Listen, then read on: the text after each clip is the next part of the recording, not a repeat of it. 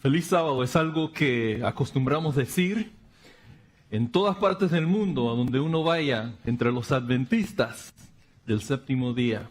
Decimos feliz sábado. Y sin embargo, a veces, con las cosas que suceden en este mundo, se hace difícil sentir esa felicidad.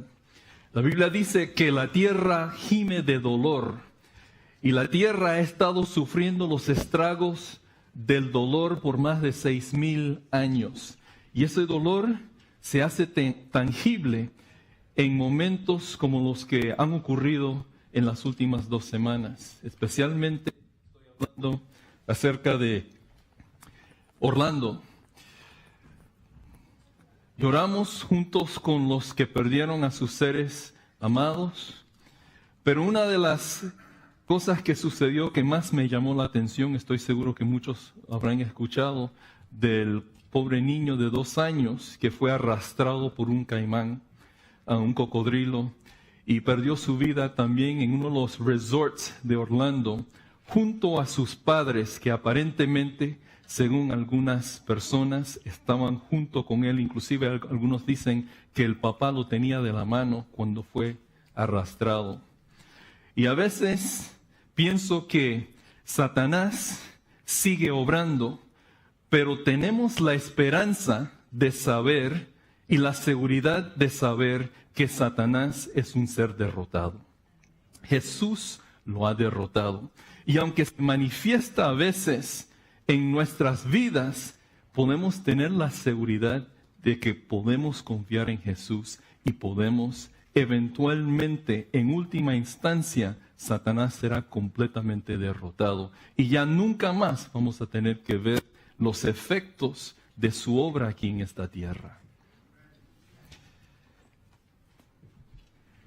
Les invito a que abramos nuestras Biblias en el libro de Lucas, el capítulo 6. Los versículos, voy a leer los versículos 43 al 45. Lucas 6, 43 al 45.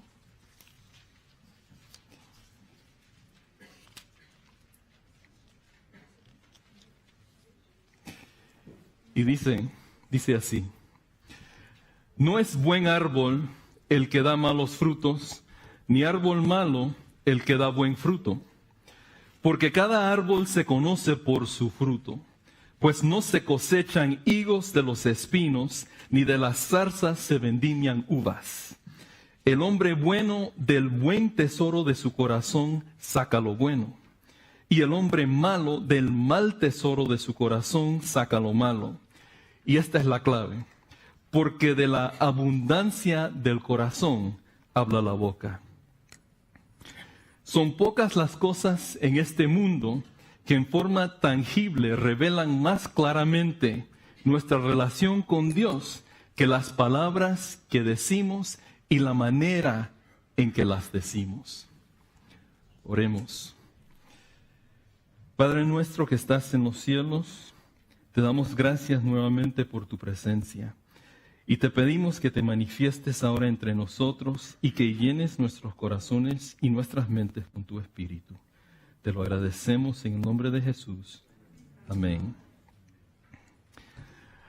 Allí yo me encontraba en uno de mis lugares favoritos.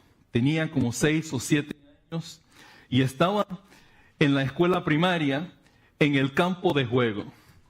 Era la hora de recreo. Y estoy seguro que muchos se acuerdan con memorias, con recuerdos muy agradables acerca de la hora de recreo, el tiempo en que salíamos a jugar y a divertirnos. Pero algo me llamó la atención. Escuché una frase que para mí hasta entonces era desconocida. Es una frase relativamente común en los Estados Unidos. Era estudiante en una escuela americana aquí en los Estados Unidos en aquel entonces. Y había una niña que dijo esta frase. Y yo me volví cuando escuché la frase. Y era lo siguiente. Y lo voy a decir primero en inglés. La frase era: sticks and stones may break my bones, but words will never hurt me. Y hacía así. Los palos y las piedras me pueden romper los huesos, pero las palabras jamás me harán daño. Y yo dije, wow, aún en mi mente de 6 o 7 años yo pensé, tremenda declaración. Y después la escuché decirlo por segunda vez. Sticks and stones can break my bones, but words will never hurt me. Y así. Y estaba enfrente de unos muchachos que se estaban burlando de ella. Y cada vez que los muchachos decían algo, ella respondía de la misma manera, desafiante. La declaración tiene su atractivo porque en inglés tiene cierta rima, cierto ritmo y expresa algo que estoy seguro que todos quisiéramos pensar. Que los palos y las piedras nos pueden hacer un daño físico, pero las palabras jamás nos pueden hacer daño. Y sin embargo, estoy seguro que todos sabemos que eso no es verdad. Muchos quizás hemos experimentado el daño emocional, el golpe que sentimos cuando alguien nos habla mal o nos dice algo en una forma irresponsable o nos hablan con enojo o nos hacen alguna acusación que no es verdad. Sentimos ese dolor. No es cierto que las palabras no hacen daño. Y la verdad es que aunque el daño físico se puede medir en cierta medida, es más difícil medir el daño emocional que se producen por el uso de las palabras irresponsables. Pero la verdad es que existe y eso está allí. Me recuerdo de otra historia que ocurrió entre unos amigos de la familia.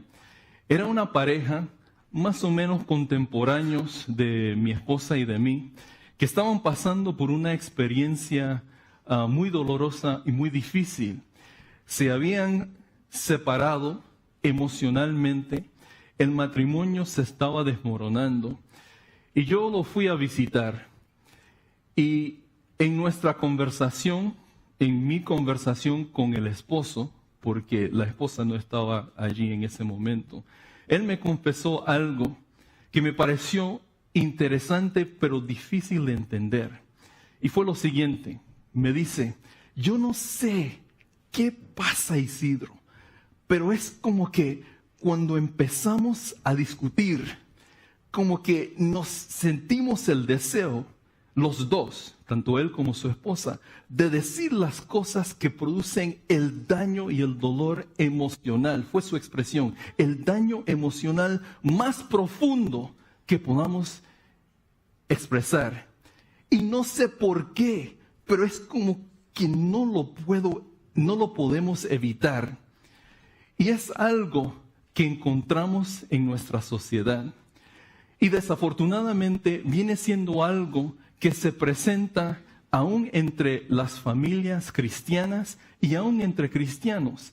A veces uno puede ser el que recibe ese golpe emocional, pero desafortunadamente muchas veces, aún entre cristianos, somos los que lanzamos esos misiles en busca de calor, buscando a quién podemos destruir. Las palabras tienen sus efectos, ya sea para bien o para mal. Y quizás en esto estaba pensando Jesús cuando dijo que de la abundancia del corazón habla la boca. Y esto también revela algo en particular que es muy interesante, porque pareciera que el problema no es específicamente en las palabras, sino que Jesús está enfocado en el lugar de donde provienen las palabras. El corazón, Él lo compara con un árbol. Un árbol bueno produce buenos frutos. Un árbol malo produce malos frutos. Y un árbol malo no puede producir buenos frutos, y así como un árbol bueno no puede producir malos frutos. ¿Por qué somos tan frecuentemente ¿O por qué usamos tan frecuentemente nuestras palabras como armas que lanzamos con el propósito específico de eliminar en forma directa y decisiva el blanco apuntado? Los palos y las piedras me pueden romper los huesos, pero las palabras jamás me harán daño. Hay una expresión que ha entrado en la conciencia social, que viene del inglés, que se llama bullying. Y yo sé que muchos aquí conocen el bullying. Y no existe una expresión similar en el español, pero podríamos decir que el bully es una persona que se aprovecha de su posición social dentro de la jerarquía para aprovecharse de otra persona y usar sus palabras o sus actos para hacerle daño a esa persona. El término que pude investigar es el de intimidación. Generalmente el bully es una persona que trata de intimidar a otra persona, de hacer generalmente que el autoestima de esa otra persona baje, de sobreponerse en una forma jerárquica, se podría decir, sobre otra persona. Y se ha manifestado en este país, bueno, es un fenómeno que se manifiesta en todas partes del mundo, pero en este país se ve principalmente en las escuelas secundarias y en las universidades. Y no voy a entrar mucho en las estadísticas, pero hay una estadística que investigué que me pareció muy interesante.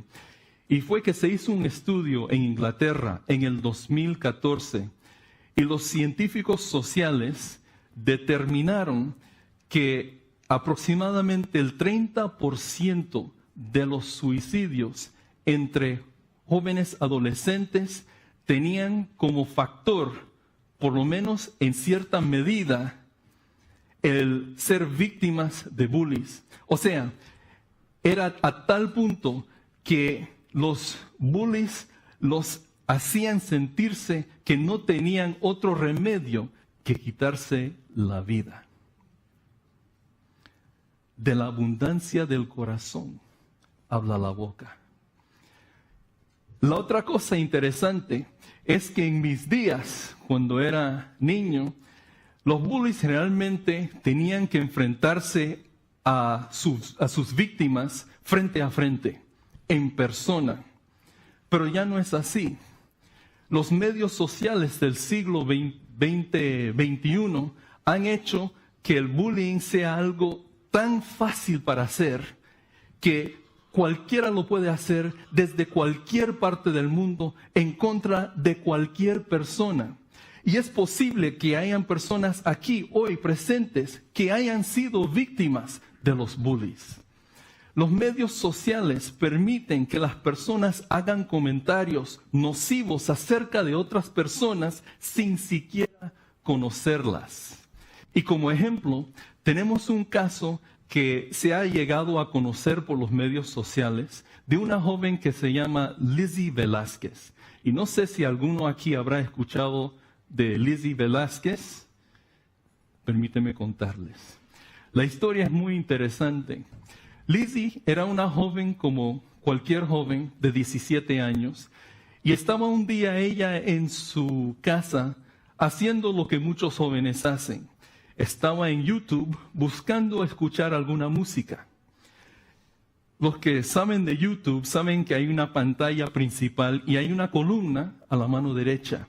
Y en la columna de la mano derecha aparecen otros videos más pequeños. Uno puede hacer clic en esos videos para que entonces ese video se suba y sea el video principal. Y lo que le llamó la atención a esta joven Lizzie fue que ella reconoció en uno de los videitos en la columna a alguien que era ella. Entonces ella hizo clic en el video y dice, esa soy yo. Y cuando apareció el video en grande, tenía como título The Ugliest Woman in the World, la mujer más fea del mundo. Okay. Ahora, imaginémonos que nosotros abramos un video que dice, Isidro, el más feo del mundo. Una cosa es ser feo y otra cosa es ser el más feo del mundo. En el caso de Lizzie, el problema era un problema muy interesante, porque Lizzie en realidad, si uno la viera, diría, no es atractiva. Y es la verdad. En esos videos también aparece una parte donde uno puede hacer comentarios acerca de los videos. Y resulta que Lizzie se asombró que en este video, era un video de 6 segundos, que aparentemente alguien había tomado un video cuando la entrevistaron, cuando ella tenía 11 años. La entrevistaron a la edad de 11 años y de alguna manera este video lo subieron al internet. Más de 4 millones de personas habían hecho clic en el video de Lizzie. Increíble. Ella no sabía, no tenía la menor idea. Resulta que los comentarios, que fueron decenas de miles de comentarios acerca de esta chica, Lizzie, era algo que la dejó, ella no podía entender por qué. Ninguno, dice ella en su presentación, que ella leyó, se pasó todo el día leyendo cada uno de esos comentarios y no había ni un solo comentario positivo acerca de ella. Ahora, para entender, Lizzie sufre de una enfermedad que es tan rara que ni siquiera tiene nombre. Y es una enfermedad que produce 2 resultados. No permite que ella suba de peso. Esto ocurrió, ella tenía 17 años, tiene ahora 27 años, así que hace 10 años. Es una chica de tamaño, estatura normal, regular, y no sube más allá de las 65 libras, unos 30 kilos. Mi hijo de 11 años pesa más de 65 libras.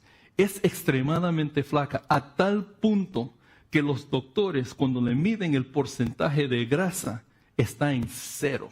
No tiene absolutamente nada, es piel y huesos. Pero el segundo factor, o la segunda manifestación de esta enfermedad, que es genética, es que le desfigura y le distorsiona el rostro. Tiene los ojos un poco grandes, los dientes grandes, la cara larga y bien flaca. O sea, se ve completamente desfigurada. No es por ningún accidente, simplemente nació así. Es una enfermedad que ella puede vivir el resto de su vida, no le va a afectar, no le va a causar la muerte necesariamente, pero sí la ha afectado físicamente, es obvio. Entre los comentarios que dejaron algunas personas están las cosas más horribles que pienso que una persona le podría decir a otro ser humano. Alguien dijo: haz el mundo un favor y ponte una pistola a la cabeza. Cuando salgas de la casa, cúbrete la cabeza con una bolsa. Si las personas te ven la cara, van a quedar ciegos al ver lo fea que eres. Le recomendaron inclusive diferentes maneras de quitarse la vida. Esto de personas que no la conocían y sintieron el deseo o la libertad de hacer comentarios usando sus palabras para causar el más grande daño emocional que podían. Lizzie dice, y vuelvo a repetir, los palos y las piedras me podrán romper los huesos, pero las palabras jamás me harán daño. Con cada comentario que leí, me sentí como si alguien estuviera poniendo físicamente su puño a través de la pantalla y me estaba pegando. Ella dice en su presentación que sintió en ese momento que quería darles en forma recíproca exactamente lo que le habían dicho a ella. Ella quería decirle a cada una de esas personas exactamente lo mismo que le habían dicho. Pero Lizzie, resulta que lo interesante de ella es que Lizzie conoce a Jesús. La reacción de Lizzie fue una reacción que solamente una persona que tiene a Jesús en su corazón podría reaccionar de esa manera. Dice ella que siempre supe que quería mostrar a aquellas personas que no me iban a definir. Y yo no quería que la definición de mí que estaban creando llegara a ser mi verdad. Lizzie se ha convertido en una embajadora para aquellas personas que han sido víctimas de los bullies. Resulta que ahora ella viaja por todo el mundo dando presentaciones a las personas para tratar de aumentar el autoestima entre los jóvenes y para compartir su historia. Les animo a que cuando regresen a casa, aunque no recuerden el nombre, Lizzie Velázquez, simplemente pongan Ugliest Woman in the World. Y ahí va a aparecer, pero les garantizo que el video es un video de esperanza y alentadora por la manera en que reaccionó Lizzie. Ella dice que tiene 3 cosas que para ella son fundamentales. Ella asegura que es la persona más feliz del mundo y las 3 cosas que la animan a ella son su fe. Bueno, ella lo dice en inglés, las 3 Fs, faith, family and friends. Su fe, su familia y sus amigos. Porque de la abundancia del corazón habla la boca. Ella pudo haber usado su enojo para responder en forma recíproca, pero no lo hizo. Y la pregunta que nos hacemos hoy, ¿cuáles son los efectos de las palabras cuando son dirigidas con amor, compasión, con ternura y con esperanza? Las palabras, ya sea para bien o para mal, tienen un efecto y pueden cambiar una vida. Como tal, quisiera que me acompañaran al libro de Juan, el capítulo 4, Juan 4. Y vamos a repasar en breve una historia muy conocida. No vamos a repasar toda la historia, pero las partes de la historia en donde vemos a Jesús usando sus palabras y vamos a estudiar las motivaciones de Jesús, o sea, lo que lo motivaba para que él actuara de la manera en que actuara y para que hablara de la manera en que hablaba. Es la historia de la mujer samaritana. Y en el versículo 1 del capítulo 4 de Juan dice: cuando pues el Señor entendió que los fariseos habían oído decir, Jesús hace y bautiza más discípulos que Juan, aunque Jesús no bautizaba sino sus discípulos, salió de Judea y se fue otra vez a Galilea. Y le era necesario pasar por Samaria. Vino pues a una ciudad de Samaria llamada Sicar, junto a la heredad que Jacob dio a su hijo José. Y estaba allí el pozo de Jacob. Entonces Jesús, cansado del camino, se sentó así junto al pozo. Era como la hora sexta. Vino una mujer de Samaria a sacar agua, y Jesús le dijo, dame de beber. Para entender el contexto de lo que vamos a repasar, es importante entender un poquito de geografía. Dice la cita que Jesús salió de Judea para ir hacia Galilea. Resulta que la distancia entre Judea y Galilea es una distancia de aproximadamente 70 millas, que vendrían siendo como unos 110 a 115 kilómetros. Y Judea quedaba al sur y Galilea quedaba al norte. Pero entre las dos regiones estaba la región de Samaria. Y la ruta más directa entre Judea y Galilea era una línea recta de sur a norte que atravesaba directamente y pasaba directamente por Samaria. Y aparentemente los fariseos estaban tratando de crear, como siempre, desorden y desacuerdo y discordia entre los discípulos de Juan y los discípulos de Jesús.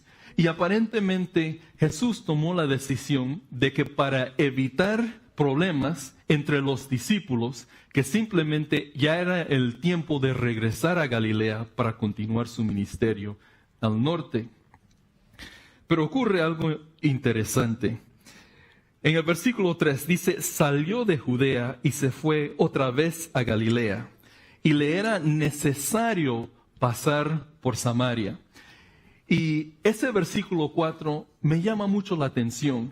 Parece un detalle casi insignificante, pero es un detalle muy importante, porque la pregunta que yo me hago es, ¿por qué le era necesario a Jesús pasar por Samaria? Sabemos que la ruta, la más directa, era de sur a norte, pero los judíos no pasaban por Samaria.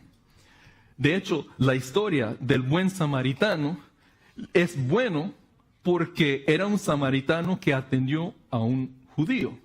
Y por eso dicen que era bueno. Pero tenemos que entender el contexto de lo que está pasando. Resulta que los judíos, de hecho, en el versículo 9, la mujer samaritana le dice, ¿cómo tú, siendo judío, me pides a mí de beber, que soy mujer samaritana? Porque judíos y samaritanos no se tratan entre sí. Esa expresión en español parece una expresión relativamente sencilla. No se tratan entre sí. No se llevan bien. Pero no era así. Era mucho más profundo, porque los judíos odiaban a los samaritanos. Los odiaban a muerte. No solo los odiaban, pero los judíos consideraban a los samaritanos inmundos. Ahora les pregunto, ¿en qué otra parte de la Biblia se habla acerca de los inmundos? Cuando se habla acerca de quién? Escuché a alguien decir de los leprosos. Exactamente. De hecho, inclusive los leprosos, cuando pasaban por un lugar público o por una zona donde habían otras personas, tenían que gritar o anunciar su presencia gritando, inmundo, inmundo. Y lo tenían que gritar a toda voz para que las personas supieran que ellos estaban enfermos con una enfermedad contagiosa y que estaban sucios y que no se les debía tocar y ni siquiera debía uno acercarse a un leproso. Y los judíos consideraban a los samaritanos igual que a un leproso, aunque los samaritanos no tenían la reputación de ser leprosos, pero los tenían en el mismo grupo como los leprosos. Pero iban más allá.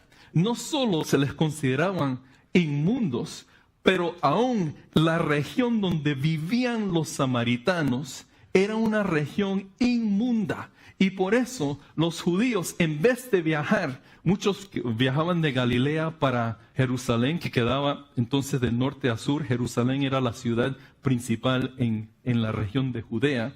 Para evitar atravesar por la región de Samaria, preferían coger una ruta alterna, que significaba que tenían que salir hacia el río Jordán, y el río Jordán corre también de norte a sur y conecta el mar de Galilea al norte con el mar Muerto al sur, y viajaban del lado del este, del lado oriental del río, para entonces cruzar o hacia Judea, o si viajaban al norte para cruzar hacia Galilea.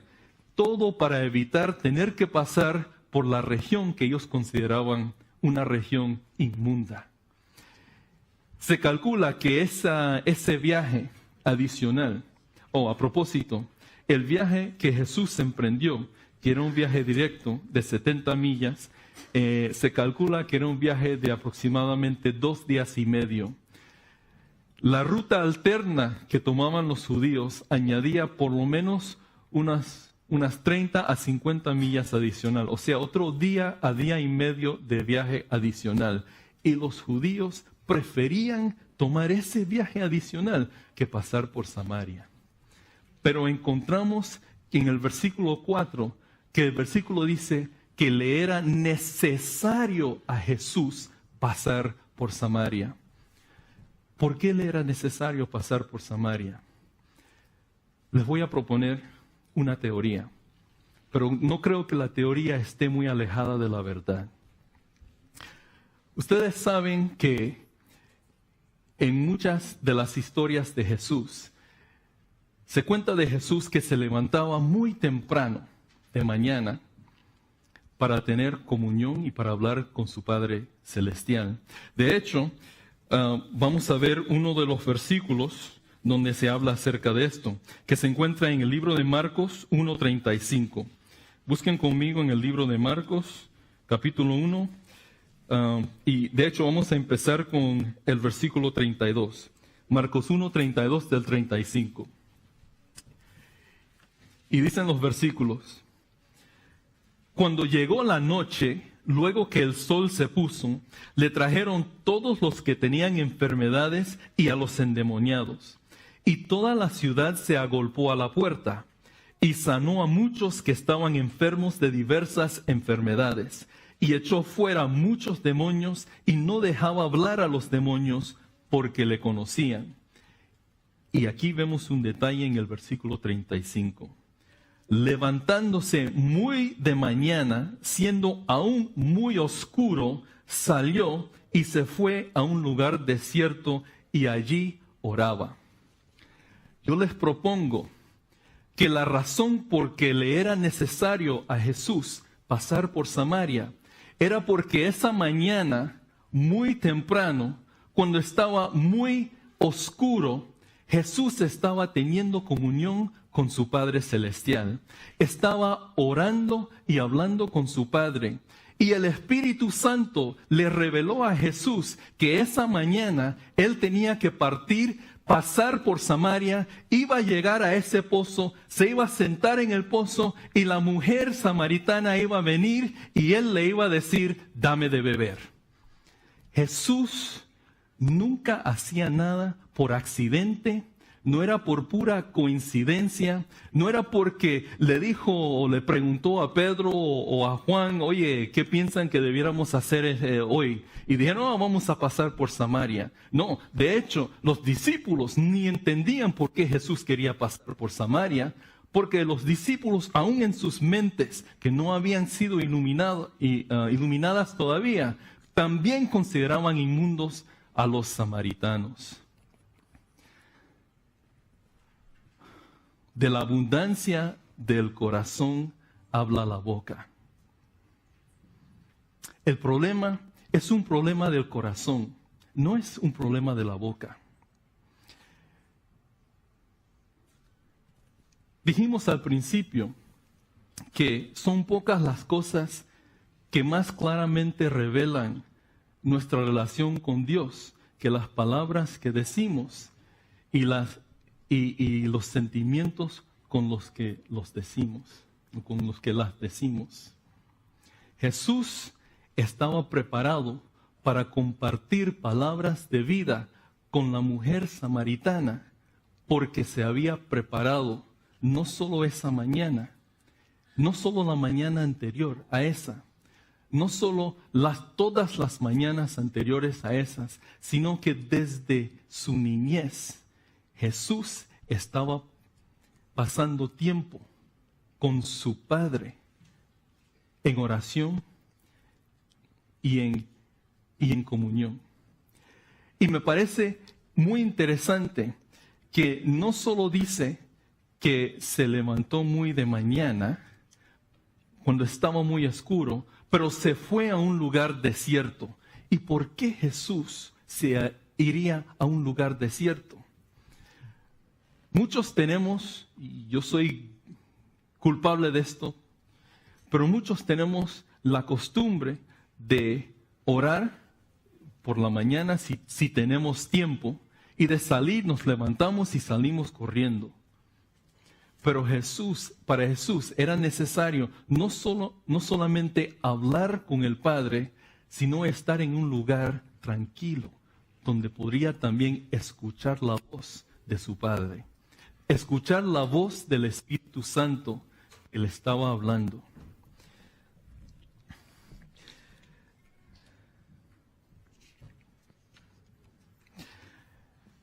Jesús nunca hizo nada por puro accidente. Era el deseo de su Padre que Él estuviera allí. Era el deseo de su Padre que la mujer samaritana estuviera allí. Y era el deseo de su Padre que Él le hablara palabras que le iban a cambiar la vida.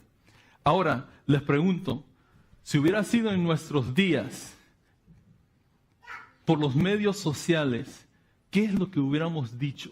¿O qué es lo que se hubiera dicho de la mujer samaritana? La mujer samaritana era una mujer que había tenido 5 esposos. Y según algunos que han estudiado, dicen que una de las razones era porque los esposos se le habían muerto en algunas guerras o por alguna enfermedad. Y parece que, no sé, ella decidió que el sexto hombre con quien iba a estar, que ya ni valía casarse con él.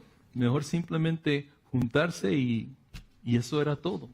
¿Qué es lo que se hubiera dicho acerca de la mujer samaritana? Pero a Jesús no le importó. Lo único que le importaba a Jesús era la vida de esa mujer. Lo único que le interesa a Jesús es tu vida. Pero a Jesús también le interesan las personas con quienes nos rozamos a nivel diario. Todos los días tenemos oportunidades para usar nuestras palabras para bien o para mal. Y no me refiero simplemente a las personas en el trabajo o en la calle, pero muchas veces el terreno donde más se necesitan escuchar esas palabras de esperanza y de aliento son dentro de nuestros propios hogares. De la abundancia del corazón habla la boca. Quiero presentarles el siguiente desafío y después voy a terminar con una historia. El desafío es un desafío en 3 partes y voy a pedir a mi asistente, que lo veo distraído, pero voy a pedirle a mi asistente que pase y que reparta algunas tarjetas. Si analizamos cómo Jesús se preparaba, encontramos que habían 3 fases.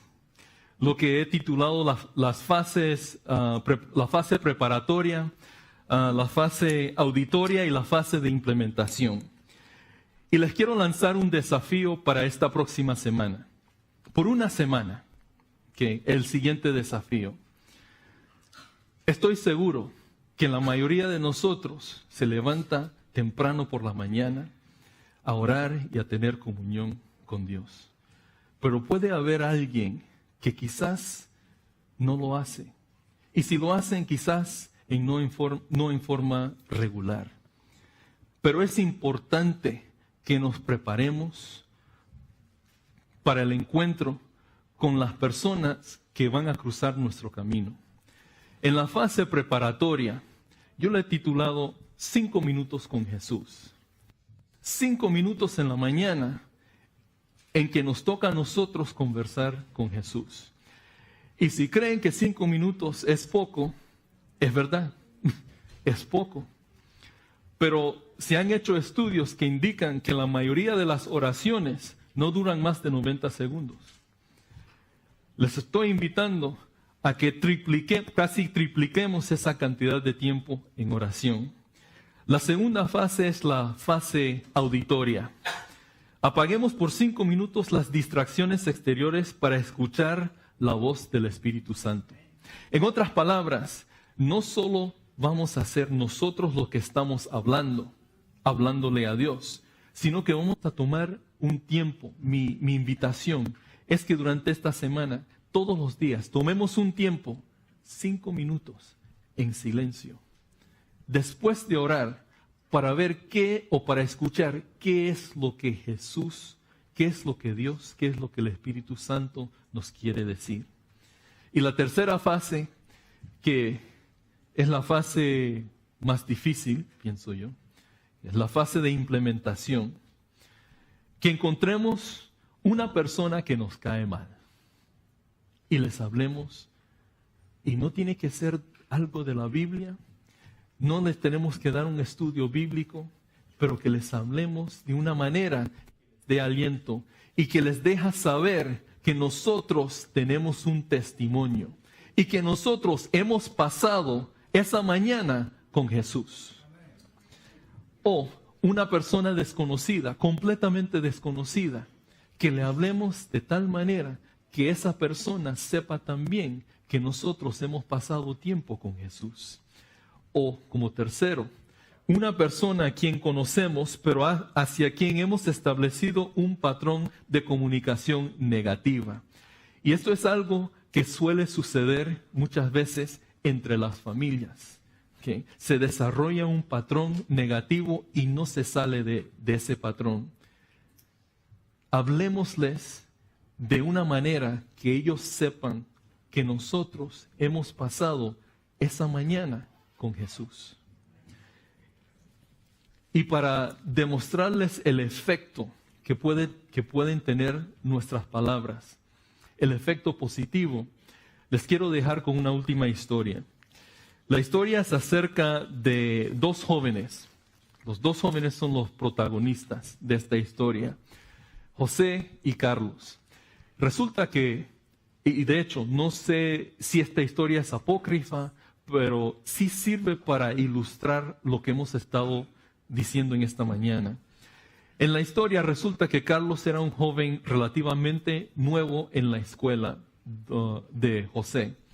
Estaban en aproximadamente 9º grado, 9th grade, pero Carlos no era muy popular. Recién había llegado, era un poco penoso, y los bullies de la escuela se aprovechaban de él. Y José, quien cuenta la historia, dice que era un viernes por la tarde, cuando él estaba saliendo de la escuela y vio a Carlos. Y Carlos le pareció un poco extraño porque Carlos tenía consigo, se estaba llevando consigo todos los libros, su libro de matemática, ciencia, geografía, estudios sociales, todos los libros los estaba llevando de regreso a la casa. Y José pensó, wow, eso es extraño. Este muchacho va a quedar en el cuadro de honor.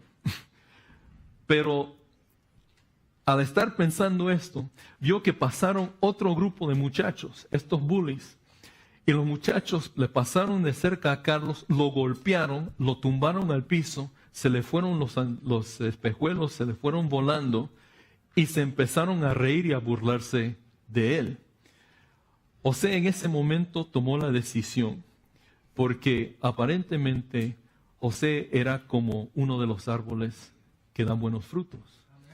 Y fue a ayudar a Carlos a que se parara, le ayudó le recogió los libros, le ayudó a que encontrara sus lentes y algo le dijo, invítalo.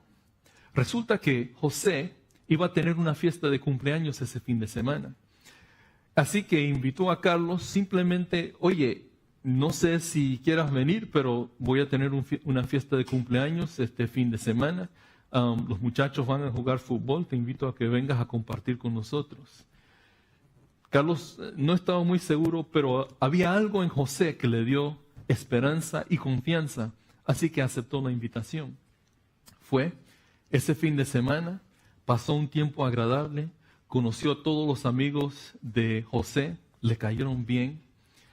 El lunes, allí estaba Carlos nuevamente de regreso en la escuela con todo su montón de libros y en el transcurso del año escolar, José se dio cuenta que Carlos en realidad era un muchacho, como decimos en algunos países, que era bien chévere, Era buena gente, Carlos. Y se hicieron buenos amigos.